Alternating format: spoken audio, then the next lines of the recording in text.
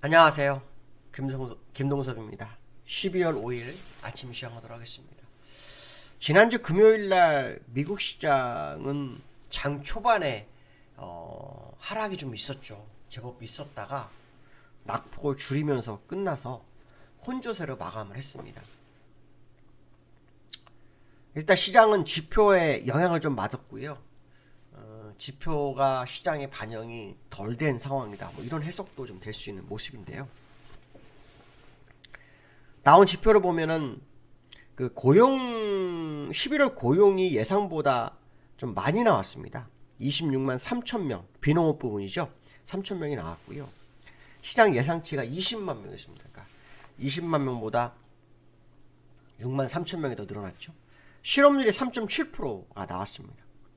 고용이 탄탄하다는 것은 금리 인상을 더 강하게 해도 된다. 뭐 이런 식으로 해석을 하기 때문에 이 고용이 좋은 것은 이 연준 입장에서는 이 금리 인상을 더 유지할 수밖에 없는 그런 상황이다. 이런 생각 해봐야 될 것 같고요. 그다음에 인플레이션에 영향을 미치는 것 중에 하나 금리 인상이죠. 임금 상승률이죠. 임금 상승률이 5.1%, 그러니까 전달 4.9%였는데요. 임금 상승 5.1%가 됐습니다. 그래서 예상 4.6%가 늘어났습니다. 그래서 이게 이제 인플레이션을 자극할 거다. 그래서 두 가지 지표가 전부 다 사실은 이 12월 FMC에 영향을 미칠 수 있는 재료인데요. 시장은 이거를 그렇게 받아들이지 않았습니다. 시장의 전문가들은 그런 얘기를 합니다. 12월 FMC에는 영향을 주지 않을 전망이다. 그래서 그런가요? 빅스텝 가능성이 77%, 원래 74% 정도 됐었는데요.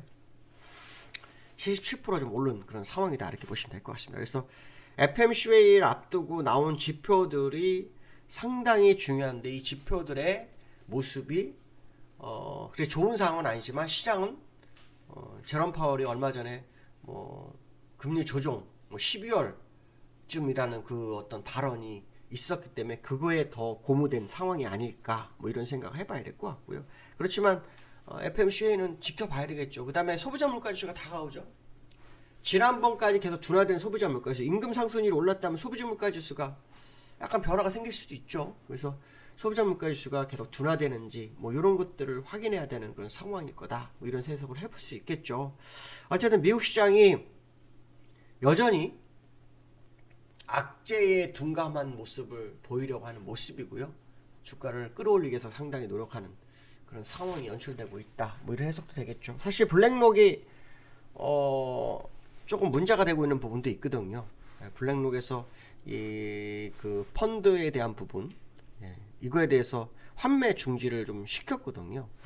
블랙록에서. 그래서 그 블랙록에서 부동산 펀드론 조짐에 블랙스톤이 환매 중단하는 사건도 있었는데 시장에 전혀 이런 거 반영을 하지 않는 모습도 특이하네요. 어쨌든 좀 더 지켜보실 필요성이 있고요. 기술적으로 미국 시장을 좀 접근해 보면 일단 미국은 나스닥은 0.18% 하락했고요. 다우는 0.1% 상승했어요. 혼조세가 됐는데요. 이 다우 차트를 먼저 좀 보면 다우 차트는 장중에 1% 하락했었네요. 1%. 근데 이제 5일선을 버티고 있는 상황이죠.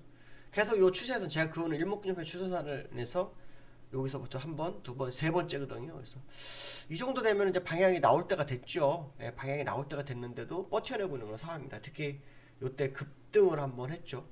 급등하고 난 다음에 또 안 내려오게 해서 옆으로 행보하는 그런 모습인데 5일선을 이탈하지 않으려는 그런 속성을 좀 보이는 특징이 있고요. 그 다음에 나스닥도 장중에 좀 많이 빠졌었죠. 한 1.6% 정도 밀렸다가 5일선 지지하고 양봉을 세웠죠. 이거를 보면은 와 5일선 굉장히 강하구나.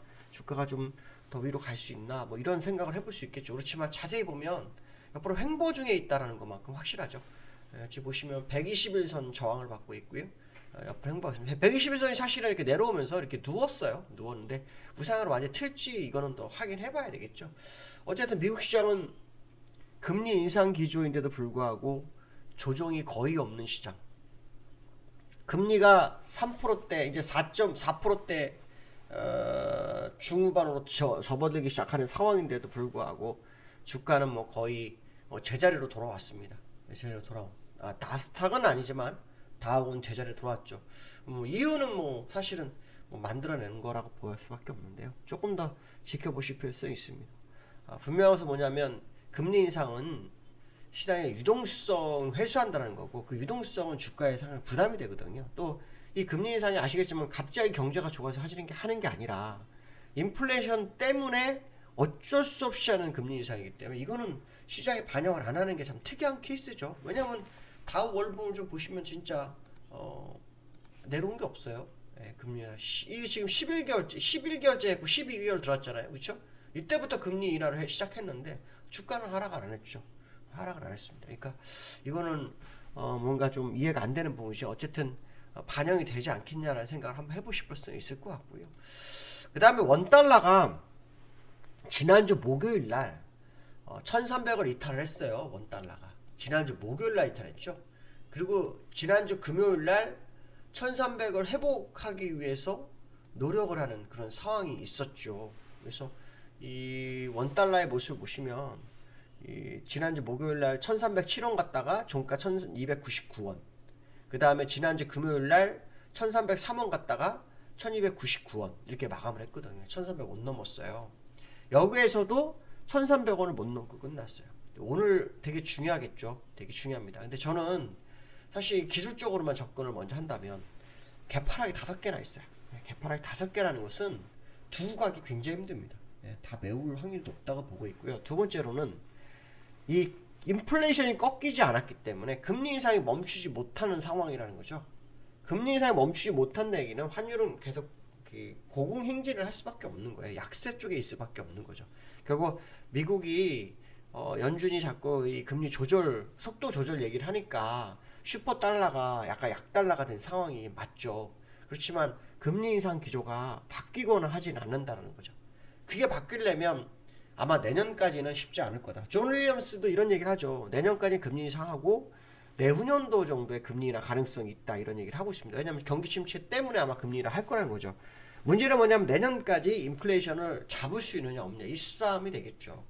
그래서 제임스 블라드 같은 경우에는 점도표를 통해서 금리 목표치를 5%, 7% 사이를 두고 있죠. 7%라 그러면 한 2.2% 정도를 더 올려야 돼요. 연준이 2.2%면요 내년도 6번 FMC에서 빅스텝 2번에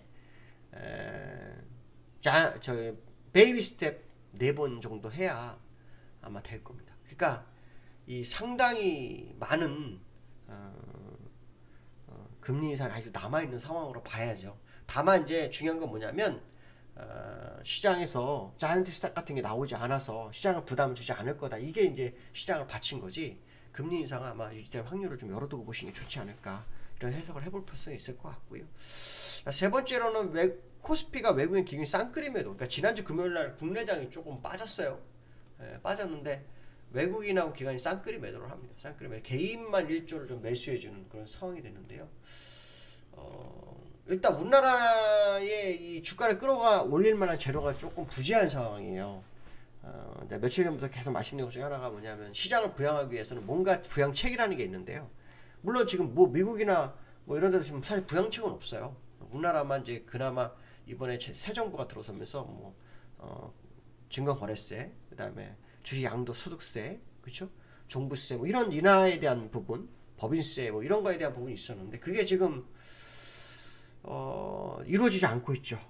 그거는 이제 상당히 위험하죠. 특히 거래세는 두 번째 치고라도 양도소득세 같은 경우는 이 목돈 투자하시는 분들 입장에서는, 큰돈 투자하시는 분 입장에서는 이 물량을 털어내야 되는 상황이죠. 그 시행이 된다면. 그러니까 이 12월 장은 그들의 영향도 좀 있는 상황이 될 거라는 생각 한번 해보실 필요성이 있겠다. 어쨌든 시장이 정말 저점에서 올라왔어요. 9월 30일 이후로 저점에서 올라왔지만 재료가 거의 다 소진된 상황이라서 이것이 향후 어떻게 받아들이는지 상당히 중요하고요. 미국이 버티고 있어고 시장이 같이 움직이는 그런 상황도 있는데 미국이 언제까지 버틸 수 있는지 한번 지켜볼 필요성이 있다, 이런 말씀 드리고 싶습니다. 자, 오늘 여기까지 하겠습니다. 감사합니다.